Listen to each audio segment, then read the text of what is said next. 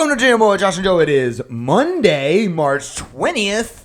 And Joe, the first two rounds are in the books. And I think as a podcast, we can both agree that we are out on 7-footers. Oh, most definitely. Yep. No, they do not cater to my bracket needs. No, they do not. Just because you have a fucking 7-footer on your team means jack shit nowadays. I used to think that you had Goliath on your team and you can pull the Wilt Chamberlain and just toss the ball to him, and then they just hold the ball up like you're, the adult with a bunch of kids surrounding him holding the ball up. They can't get him. That's just what I pictured a 7-footer in college would do. Well, you know what? Like, my mind goes back to growing up with Yao Ming and Shaquille O'Neal, just dominating it just because, basically because of their size. Because they're over 7 foot. Yeah, exactly. So that's what my initial thought was, is like, all right, Zach Edey's 7'4". He towers above everybody. And this is in college. In college. Like Yao Ming and Shaq did that in the pros. So this is in college. You think that, like, these guys are...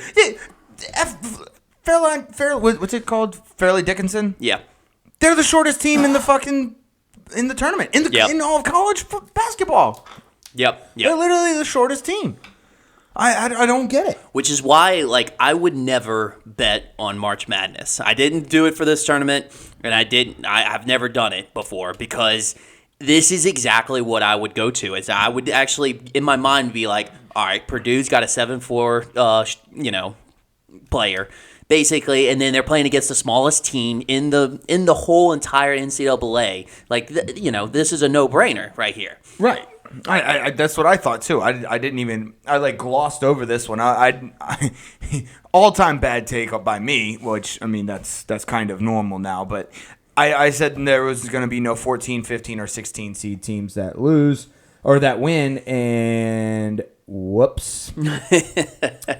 Whoops-a-daisy. The March Madness gods were like, hold my beer. Oh, yeah, exactly.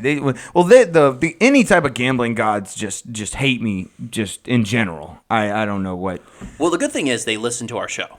Exactly. That's the only positive spin. Now they completely fuck us, but yeah, they at least listen to know that what not to do. That's it. Yeah, what not to do. It's impressive how atrocious this is. But I will say this. We'll get to the games. Let's just a recap of all of our brackets. Joe's is toast. He had Purdue winning, and okay, it's done. Yeah, let me just say something. I kind of think that if you pick like Joe picked the champion in Purdue, if your champion goes down in the first round, like they don't even make it past the first game, you have to have a fantasy punishment. Like if you're doing a bracket pool with your friends, you have to have some type of fantasy punishment if you pick if your champion goes down in the first round. Coming from a place of no biases on this, no, I don't agree with that. Okay, yeah, you're not biased at all. Okay, but I mean, think about it. You're picking a champion that just lost to the fucking FDU. It's a glorified high school in New Jersey. That's all it is. Their logo is basically just a chess piece. If you haven't seen it, go check it out. Knight, rook, the knight. Yeah. Yes. Yep. It's wild. that was. There's something about New Jersey boys in March. I don't know. They should probably be tested for steroids because there's steroid capital of the U.S. Right? Yeah. Yeah. So I mean, we got to give credit where credit's due. Tobin Anderson did a hell of a job. Like he basically did you know what it reminded me of? It reminded me of back in the mid 2000s when Billy Donovan played against Greg Oden in Ohio State. He just basically sent everyone at Greg Oden, took Greg Oden completely out of the equation. Greg Oden was they had a good guard that year. I can't remember what the guard's name was, but other than that guard and Greg Oden, Ohio State had nothing. So they just Billy Donovan in Florida completely took away Greg Oden. That's exactly what Fairleigh Dickinson did with this game. They just took away what's his name? Zach Edey? Yeah, Zach Edey. And they couldn't shoot the ball. Purdue just looked like they forgot how to shoot. It was like it reminded me of when the Monstars took the powers away from like Charles Barkley and all of them in Space Jam. They just couldn't shoot. It was incredible. Is Tobin Anderson on your watch list? Oh, absolutely. Absolutely. I mean, he basically took a 4-win team. This was his first season as a coach there. He took a 4-win season and brought him to, upset a number 1 seed, which was big time. The other thing which I was confused about was that I don't know, like what as far as how I would not have been able to pinpoint this out was they actually didn't even win their conference tournament. No, well, Merrick couldn't get in. Merrick had a postseason ban. Right. Exactly. Dude, they had the easiest strength of schedule. Again, the shortest team. Didn't win their conference tournament and still upset the number 1 seed. But going back to that point as far as with Tobin Anderson, definitely on my radar. I checked him out. He basically, this is his first Division I school that he's coaching at. He coached Division II school at St. Thomas Aquinas, and consistently went to their postseason, and then basically was a D3 coach from there, and wasn't like all that impressive.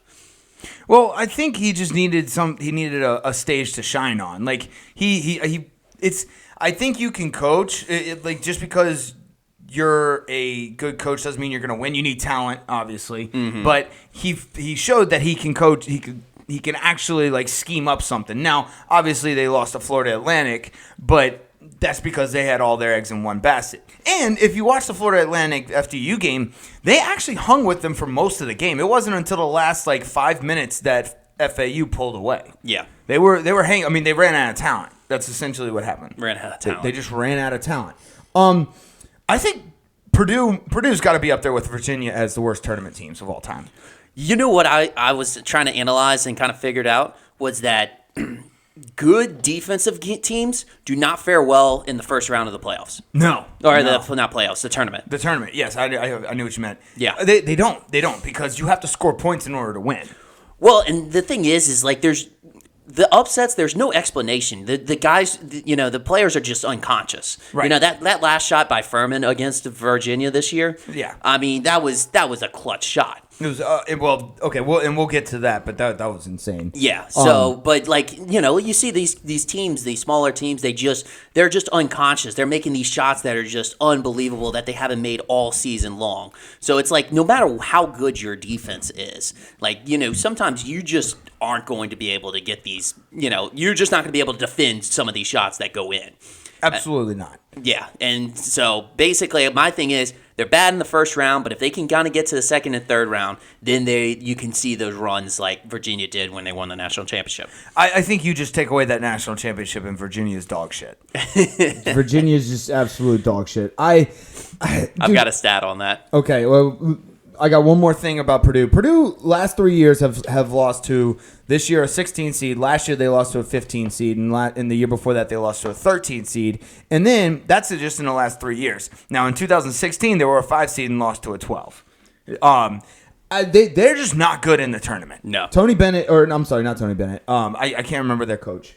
Tony Bennett is that's a Virginia, do a quick Virginia's reference. coach, but Purdue and Virginia are the worst tournament teams. They're just bad. You always pick them to lose the first couple of rounds. Purdue's never won a championship. They've been a runner-up one time, and that was in 1969. Matt Painter. That's Yep. Matt Painter. Yeah. Yep.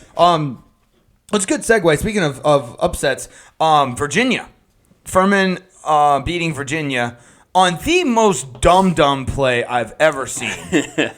You inbound the pass right to him. He was a white guy. He only had to jump a foot off the ground to grab it.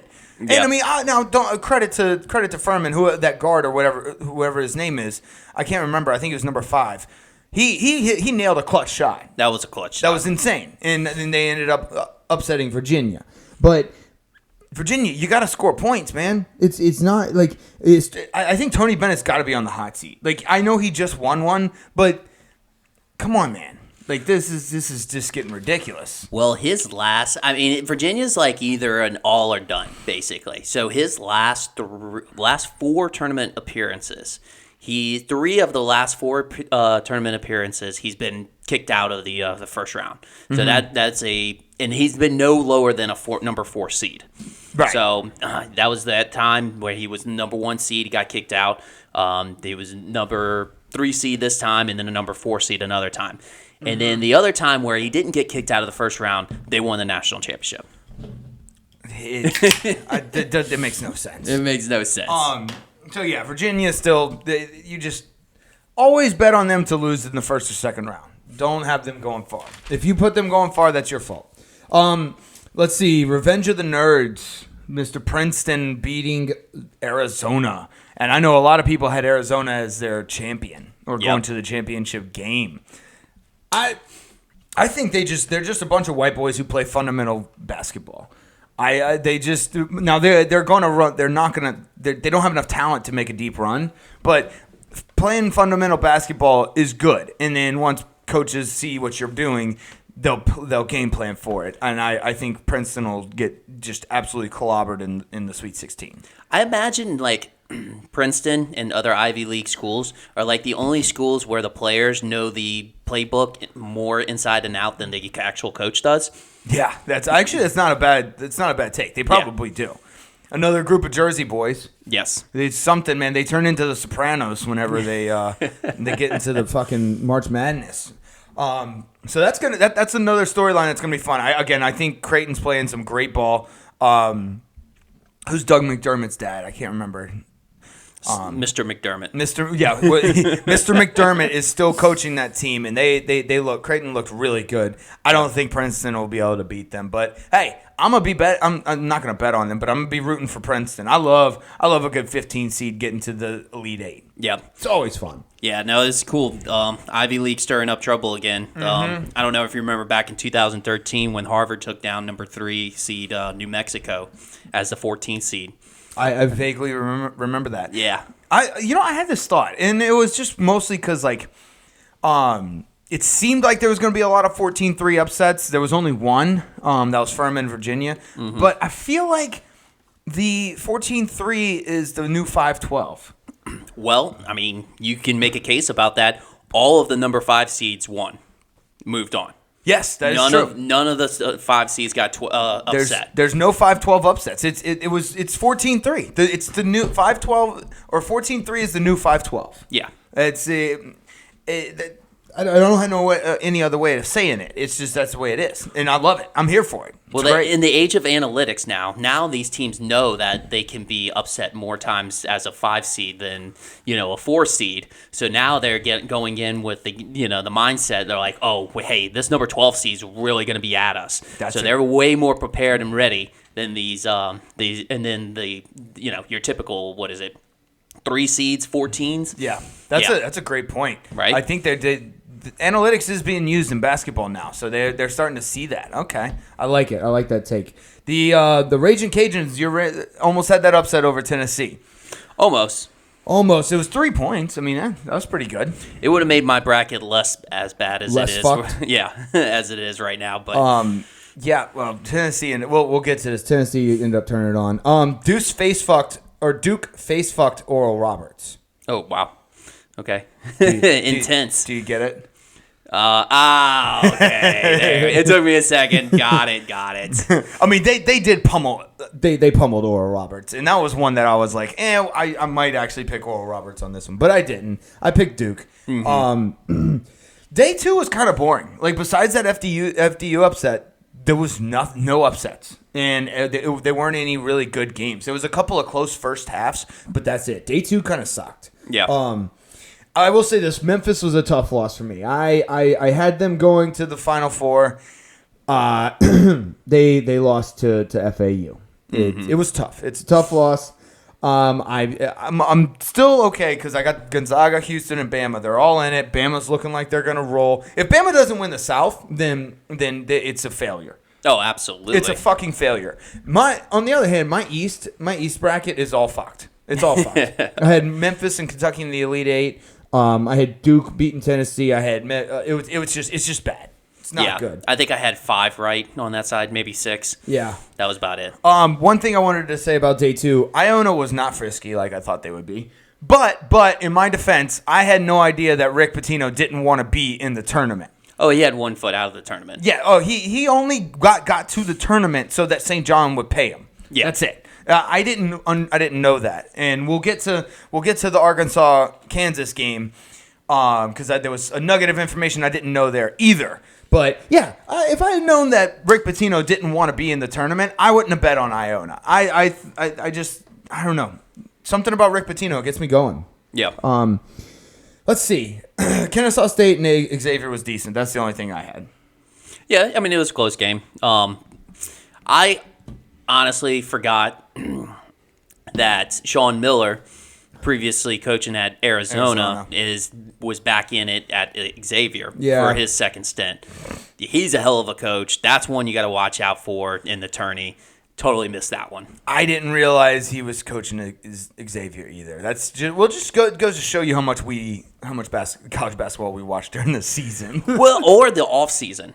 You know what I'm saying? Yeah. Because we were always big on March Madness and stuff. Like, we were always big with watching that in the conference tourneys and stuff. But, we're not so much inclined as in the off season. During the regular season, I think you and I mostly just keep up with like LSU and maybe a couple of SEC teams. Yeah. But we're big like football and then NBA guys. And then once the conference tournaments come around, then and March Madness come around, then we get really, really into it. Maybe next year we should probably try and, keep up with this shit. Let's see. Day 3, I know I picked Duke to beat Tennessee, but I'm so glad Tennessee won. That's one of the only teams where if I lose that, I'm okay with it. Yep. And Tennessee came out swinging, bro. What's that guy? What's his name? Plavsic? Yeah. He was throwing elbows early. Duke is soft. Duke is just a bunch of soft little puppy dogs. Ooh. Did you watch that game? I only saw highlights of it. So, dude, just from the get-go, Rick Barnes had them. They were just bullying Duke. That like I said, that plastic guy was throwing elbows from the bell. He was just. I think he was definitely doing it on purpose. It was clear he was being physical on purpose. It's always cool when you see those coaching techniques or strategies, like because coaches will come in with a game plan. They always come in with a game plan, whether it works or not. Yeah. There's some sort of game plan that can come in, and that's probably what Rick Barnes was like. He's like, "Hey guys, these guys are soft. Like we're gonna push them around a little bit, get in their head, and do whatever it takes to do that." I love when coaches find that little nugget of information, that little edge, that just enough to just like get inside their brains, and then it's beautiful. That's why coaching is it's such a beautiful dance to me. Yeah, I love it. Let's get to the Arkansas-Kansas game. Talk about nuggets of information. If I had known that Bill Self was not coaching this game, I absolutely 100%, and I know this is hindsight, blah, blah, blah, I absolutely 100% would have picked Muss-Bus and Arkansas to win this game. Yeah, no, that's definitely true. But the thing is he came into the tournament questionable. Mm-hmm. Like, he might have been able to coach, he might have came back or whatnot, but it was just, this is all health related. So hopefully he gets, back in good health and, in good time. But yeah, dude, and this was all right. So obviously there's not going to be a repeat for Kansas and Bill Self. That was people were thinking that maybe that was going to happen, and it might have. But there was a good possibility it's not going to. Incredible comeback by Arkansas late in the game. Mm-hmm. Awesome comeback. It was kind of a dumb play for Kansas. Did you watch? You saw the end. The guy meant to miss the free throw because they were down by 3, and he was shooting free throws, and he was like, made the first one and then tried to miss the second one and banked it in. Yep. He had the right idea. It was just poor execution. Well, it was great execution, but poor execution for what he wanted to do. Yeah. And I was just like, I laughed. It was great. You could tell he was trying to go for the back of the rim. Yeah. It almost looked like he was trying to like bounce it off the backboard and then come on the side of the rim so that it comes out. Oh, okay. He could have been trying to do it on the back of the rim, which is it makes a lot of sense too. I was about to say, I feel like the back of the rim is the best bounce. It kind of goes your way. It's the farthest one. It bounces up, so it's like a 50-50 ball. Mm-hmm. You know what I'm saying? Anything else is it's more advantage defense. Because the way they lined up at the free throw line, you got the two opposing team members closest to the goal. Yeah. That they can do a easy box out. And then all those guys are usually pretty pretty, good with their fundamentals and boxing out and whatnot. But when you get that bounce and it bounces back to that free throw line guy, he's got a little bit of an advantage. Even if it doesn't bounce all the way to the free throw line guy, that it'll bounce over those first two guys, given making a 50-50 ball for those guys in the middle. Yep. And you're going to have all your tallest guys there. So yeah, good for Arkansas. Dude, Musselman looks really good without a shirt on. he went wild hog. Dude, I fucking love it. I feed off of that energy. It's beautiful. I think he needs to take his shirt off every single win after every W. Let's see. Houston rolled Auburn. AU hung in there till the last about 10 minutes. I mean, Bruce Pearl coached a really good first 3 quarters of the game. He was fine. I mean, he just doesn't have the talent level like he's had in years past. So like he had to really try to coach around this, and that was definitely a 3 team.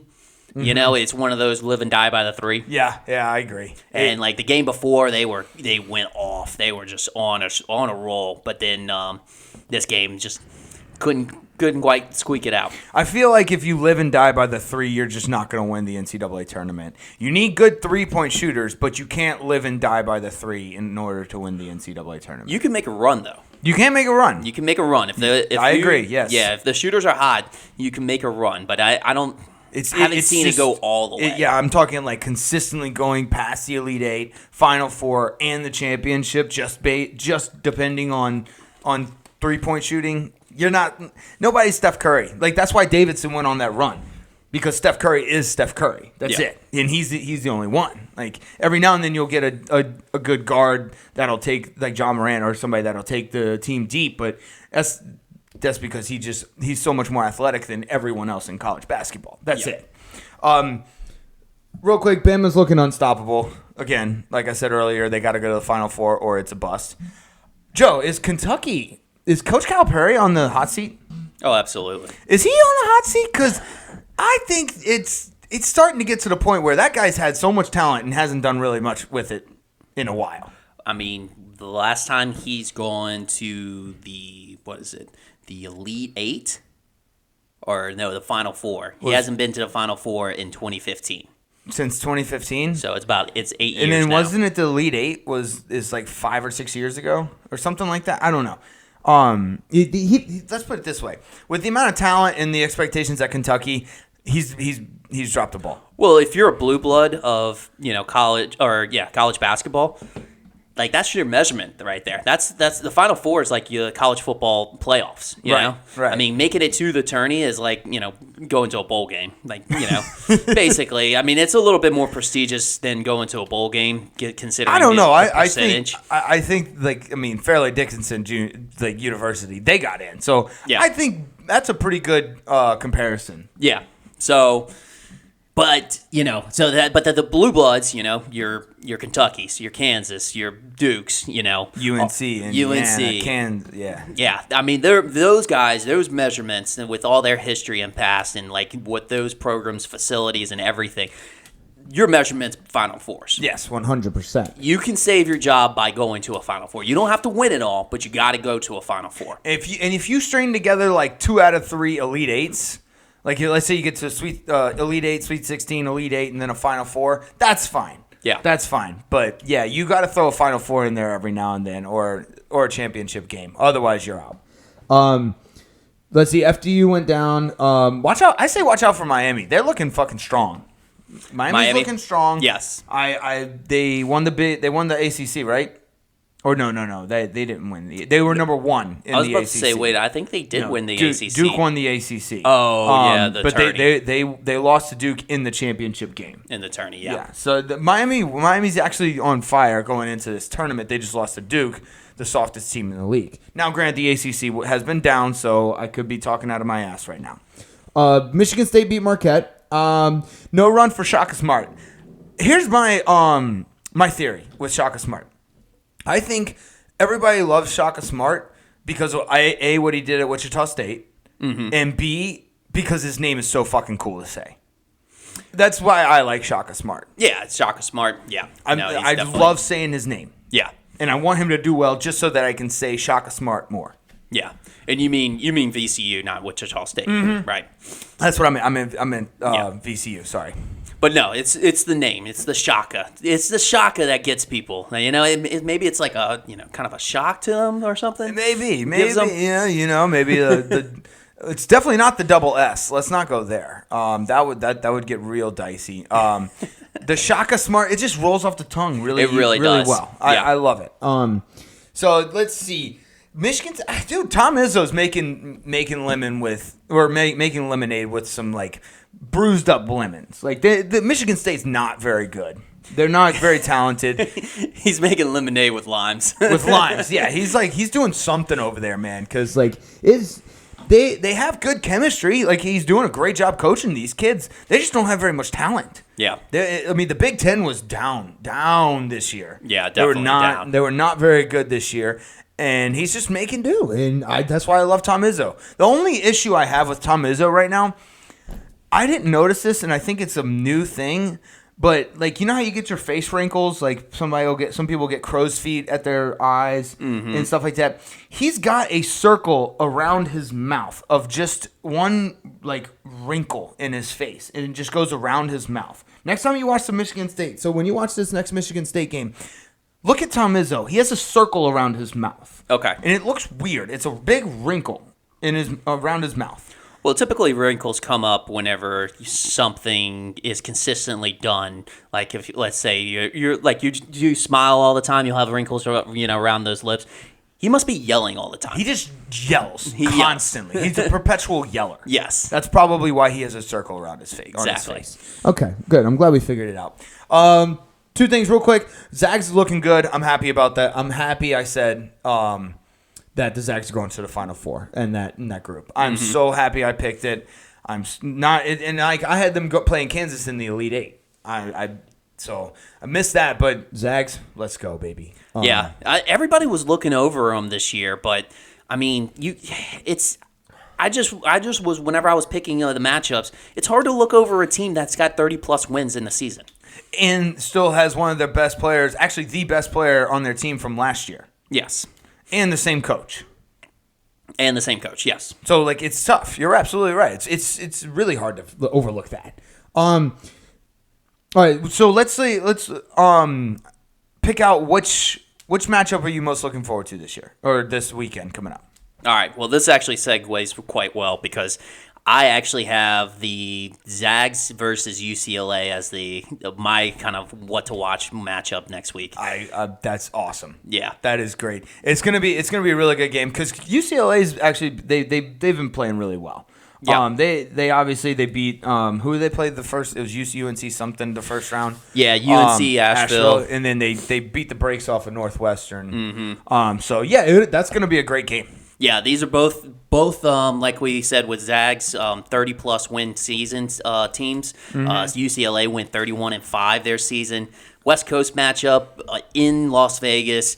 High-powered offense from Zags, 87.5 points a game led the nation, and stifling defense, 58.0 points per game from UCLA. So like this is going to be mano a mano on each of their strengths, and it's going to be awesome. I'm pumped. I am pumped. My game I'm looking forward to most. I kind of went a different angle. I'm looking forward to watching Princeton and Creighton. Okay. I'm just really I love this like Princeton storyline here. I want it. I'm a sucker for a good underdog. You must be a fundamentals guy. I think I am a fundamentals guy. A fundamentals. Only in college basketball now. Yeah. Now in the NBA, I don't want boring basketball. I want because I like it. Just you can tell it means more to these college kids when it's like especially when they play like fundamental basketball. You see everything's clicking, they're rolling, they're like a greased up machine that is just plowing down the road. Whereas in the NBA, I want to see them do all sorts of cool fucking shit because they're some of the most talented people in the entire fucking world. Yeah, exactly. But yeah, Creighton and Princeton. So yeah, we got some good matchups coming up. A lot of really close seeds. But yeah, let's. You got anything else on the bracket before we get to OTDISH? That's about it. I think we covered everything. Alrighty, let's see. Let's get to OTDISH. What's your first one? All right. In 1989, baseball announces Reds manager Pete Rose is under investigation. Let that man in the fucking Hall of Fame. Let that man in the fucking Hall of Fame. He's one of the best hitters of all time. I think there was one year he averaged 400. I know, but this is one of the biggest storylines in like sports history, as far as especially with sports gambling goes. Yeah, especially now that you can bet almost anywhere. Like, and it'll be legal all over the country I'd say within the next couple of years. Like, It's already legal in Louisiana. Mm-hmm. I had to quit it because it was too much. I think Maryland was the most recent state that actually legalized it. Is it? Because Ohio just did it too. Ohio might have been. Okay. I think Ohio was the most recent state. But I know Maryland's done it recently as well. So more and more have been adding on. And Louisiana was just last year. Yep. So, yep. Let's see. The first one I had 1897. On this date in 1897, the first intercollegiate basketball game that used 5 players per team was held. Yale beat Pennsylvania 32-10. Oh, that's appropriate. Yeah, right? 32-10. Pennsylvania put up 10 points. Jesus. Well, I mean, these are the first guys. They're still learning the game. Yeah. Pistol Pete hadn't came through and showed them how to shoot. That's true. You know, Wilt Chamberlain didn't come through and show them that, you know, you can absolutely dominate the game. As long as you're just, much taller than everybody else. Yeah. Exactly. Okay. Yeah. So they had a lot to learn. Yeah, I got you. What's your next one? All right, 1990, we'll go 1 year after, L.A. Lakers retire Kareem Abdul-Jabbar's number 33. He had retired in 1989, the year before. So, yeah, the Lakers made quick. It was, they knew it was going to happen. Yeah. Yeah. He was one of the best players of all time. He had the point record that nobody thought would get broken until LeBron broke it. Yeah. In 1981, NFL owners adopted a disaster plan for restocking a team should a club be involved in a fatal accident. And it just brought me up back to the Marshall incident. Marshall plane crash was in 1970. I feel like if that happened now, I feel like they would cancel the whole season. Like, because just with the DeMar Hamlin thing, they canceled the game. Yeah. If an entire team died in a fatal accident, they probably would. I think they would cancel the season. Yep. Nowadays, yeah. So I kind of went down the rabbit hole. I looked up Buddy Holly and Richie Valens. They crashed in 1959. That's the day the music died. Mm-hmm. More specifically, February 3rd. Mm-hmm. Leonard Skinner, their plane crashed in 1977. I believe the drummer, the lead singer, and the backup vocalist were on that plane that died. But the crazy part is they died, but 20 other people on that plane lived, and were unscathed. It was wow. And then Stevie Ray Vaughan died in 1990 from a plane crash. So I think they've gotten better about the planes, but yeah, so that was a reoccurring disaster. What's your on this day in history? On this day in history, 1886, the first AC power plant in U.S. begins commercial operation in Massachusetts. Ooh, that's really cool. AC power plant? Yep. 1886? Yep. Again, man, this goes back to when we were talking about them discovering the structure of DNA in 1956. They had way more technology back then than I thought. Yeah. It's insane.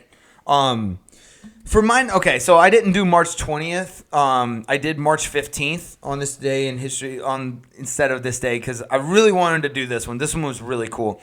March 15th, 1799, Napoleon Bonaparte's engineers come across the Rosetta Stone. The Rosetta Stone. Yeah, that was a big one because that led us to be able to translate hieroglyphics, which gave us a giant insight into Egyptian history.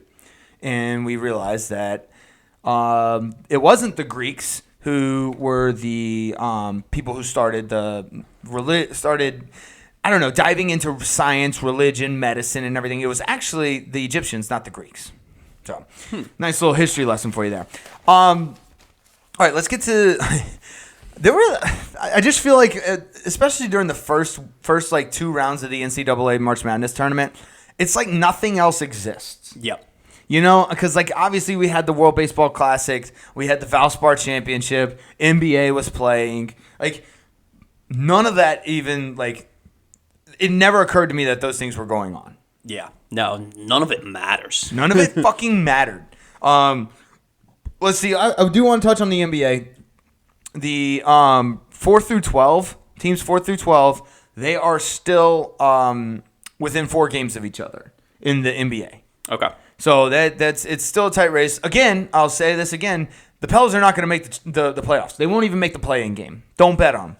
I know. Even though they are 1 game out. I know. It's crazy. It's insane. They've been sucking this bad and are only 1 game out. Yeah. No, I was really hoping from a fan's perspective, like, few franchises can kind of relate on this, but like when you've been like losing for so long and you haven't really gotten yourself a high seed in like ever or in a while. Yeah. Like this looked like at the beginning of the season, like this was such a promising season. Like we were gonna get to like some like you know what I'll take a middle seed. I'll take a 5 or a 6. You know. Yeah, I agree. But and I think the worst part is like because nobody has any idea with Zion. That's we don't have an end goal. We don't know when the finish line is for Zion. I just don't get how we get this in each franchise. Like we have a Michael Thomas and we have a Zion where they're just non-existent. And we don't know. Nobody fucking knows. We're just in limbo. They just keep us in limbo. Kind of like how how Rodgers kept the entire NFL in limbo. Mm-hmm. Speaking of which, do you have anything else on the NBA? Nope. We got a couple of teams that clinched. Bucks and Celtics have clinched into the playoffs. Yeah. And then the eliminated have been the Hornets, Pistons, Spurs, and Rockets. I'm surprised Denver has not clinched yet. They've clinched their division, but they haven't clinched the playoffs. It's a little confusing me. So if they lose every game, so they could still be out of the playoffs. They could still be out of the playoffs. I mean, hey, you're saying there's a chance, right? But they've clinched their division, which is confusing. I don't think the divisions do not matter in basketball anymore. They I don't even know why they have them. Yeah, right. It doesn't make any sense. No. But yeah, speaking of Aaron Rodgers, he's formally said that he wants to play for the Jets. Yeah, I guess we should definitely talk about that. We knew that was happening. Yeah. He had his wish list. We knew he was going to do it. He finally just said, "Oh, I want to play for the Jets." And now they got to work it all out. Yeah, basically. But they still haven't. I know. I'm a little confused here. I don't know why they're waiting. I think from what I've heard and what I've read that it's in both teams' best interest to wait. I don't know why. I guess somebody can help me out. My dumb brain is not computing this. But yeah, it's more conducive for both teams if they both wait.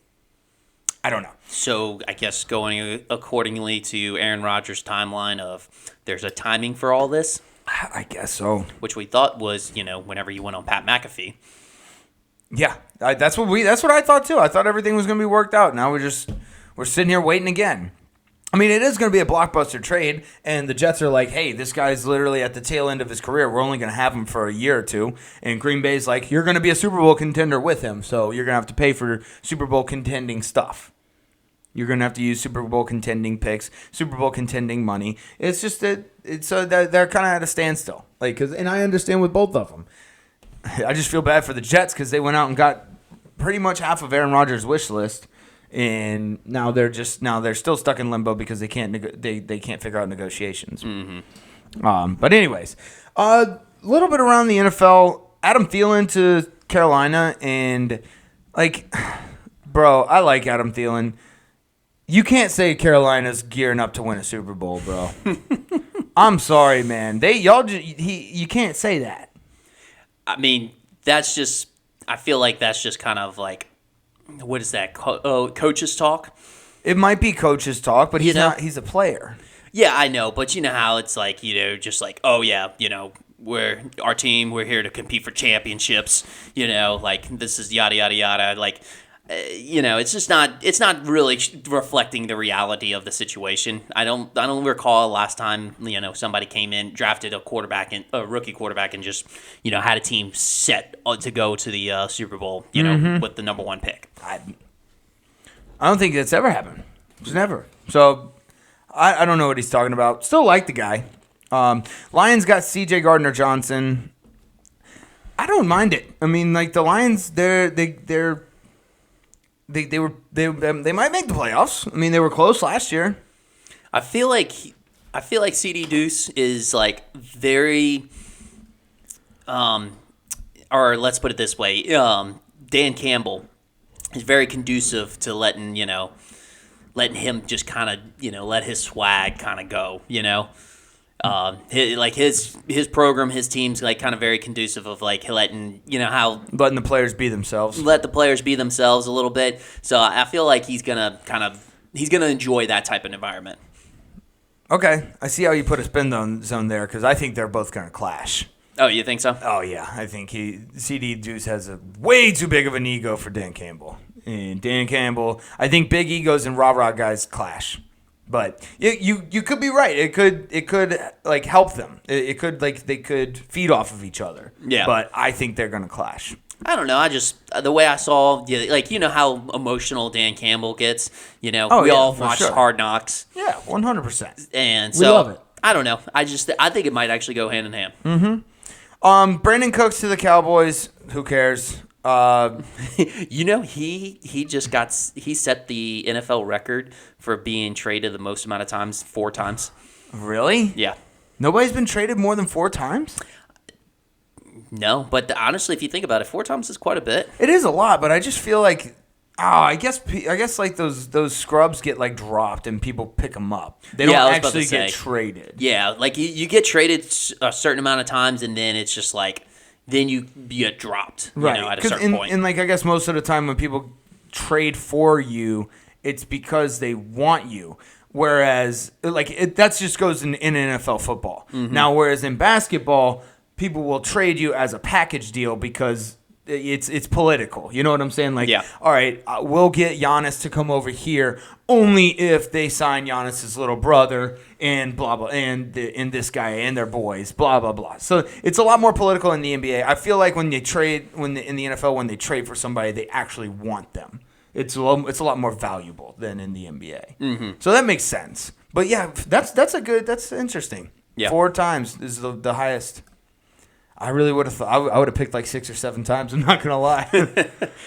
Well, I mean, I don't know. You don't see players getting bounced around that much because of trades. Right. It's more free agency. Free agency. I mean, you see players get bounced around, but that's because they're getting signed. Correct. But I don't know. I mean, hey, maybe that's a testament to Brandon Cooks. He's held his value for quite some time. There you go. That's a good spin zone. Right. Nice little positive spin there. So. Oh, cool. The only other thing I had was Miles Sanders to Carolina. Again, still not a Super Bowl contending team. We gotta talk about who's the running back we just got? Saints just got. Oh, Jamal Williams. Jamal Williams, yeah. We got Jamal Williams. Oh, gosh. I think the best thing I like about that signing is his personality coming to New Orleans. It's amazing, dude. And, like, it's helping me. Yeah, okay, so on my convincing meter, all right, so my convincing meter is how far along I am on convincing myself that the Saints are going to win the Super Bowl. Mm-hmm. Obviously, it started off as a 0. Mm-hmm. I was 0. There was no way. So once we got Derek Carr. Okay. It went up to a 4. All right. Okay. We got Jamal. Is that because of his number? It is exactly because of his number, because that's just the way my brain works. It's okay. very simple. Okay. If you dive in here, there's not much going on, so it's not very hard to figure me out. So yeah, it goes up to a 4. Okay. Now with Jamal Williams, it goes up to a 5. Okay. Ooh. So we're at the halfway mark on the convincing meter here. I just now the rest, the other half, that is just my brain just putting spin zone in every single corner, nook, and cranny of my brain that somehow Derek Carr is going to be a Super Bowl winning quarterback. Michael Thomas is, for some reason, going to be happy to play in New Orleans again. Completely healthy. Alvin Kamara is going to be utilized like Sean Payton utilized him. No suspension. And Troutman and Taysom Hill are going to be amazing. Yes. That's okay. So like, I'm planting these seeds and I'm watering them. They're just being very difficult right now. I'm hoping that like these seeds are like the mustard seed. The mustard seed's the smallest of all the seeds, but it's the biggest shrubs. Okay, so I'm planting these small mustard seeds, and I'm hoping they sprout. I'm hoping. Okay. So we'll see. We'll check back in on the convincing meter. I'll give you some water here. Thank you. You got anything else on the NFL? No, I think that wraps everything up. I mean, we're just basically waiting to the draft at this point. Yep, we're in NFL limbo. The only other thing is the trade there, Aaron Rodgers to the Jets trade. Oh, that too. That'll be interesting. And then I'm fucking pumped for the draft. We'll do some when it gets closer to the draft. We'll do some pre-draft our pre-draft analysis. So yeah. The only other thing I have is Taylor Moore won the VALSPAR championship. I'm a Taylor Moore guy. I like this guy. He's 29-year-old, very good looking. He's like a fun. He seems like he'd be a fun golfer to root for, like a Jordan Spieth or a Justin Thomas. Okay, that's how I kind of categorize him. So Taylor Moore, my new guy. Gotcha. Like yeah. him. No, he just coming onto the scene and starting off with a bang. Yeah. He beat Spieth, Shank. He beat a lot of good players. Yeah. So good for him. You got anything else? That's about it. Alrighty, we're going to start doing our shows on Mondays now. Mondays are going to be our new show days because we kind of want to get a little ahead of the game on some takes because Tuesday it was just a little late. Everything happens on the weekend, and then we have a full day on Monday of people giving their takes, and then we give ours on Tuesday. So we're going to kind of back it up to Monday. Yep. So, but yeah, we'll see y'all next week. Love y'all. Later.